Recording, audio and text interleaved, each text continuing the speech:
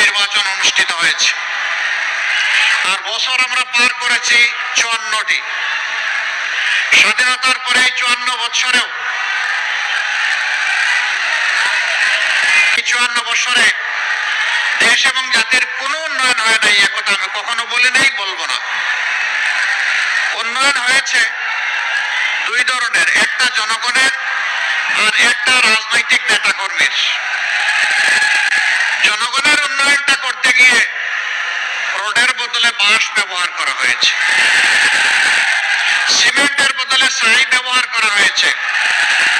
জনগণের উন্নয়নটা করতে গিয়ে বাংলাদেশ থেকে 28 লক্ষ কোটি টাকা শুধু 15.5 বছরে বিদেশে পাচার করা হয়েছে। দেশের বুকে মাটির নিচে কত বস্তা আছে তা আমরা জানি না। এই 54 বছরে বহু দলের রাজনৈতিক নেতা নেত্রীরা দেশ পরিচালনা করেছেন। তারা যখন প্রথম ক্ষমতায় বসেছেন, তারা যে পরিমাণ সম্পদশালী ছিলেন, 5 বছর, 10 বছর, 15 বছর পরে এই সম্পদ 700-800 গুণ বেড়ে গেছে।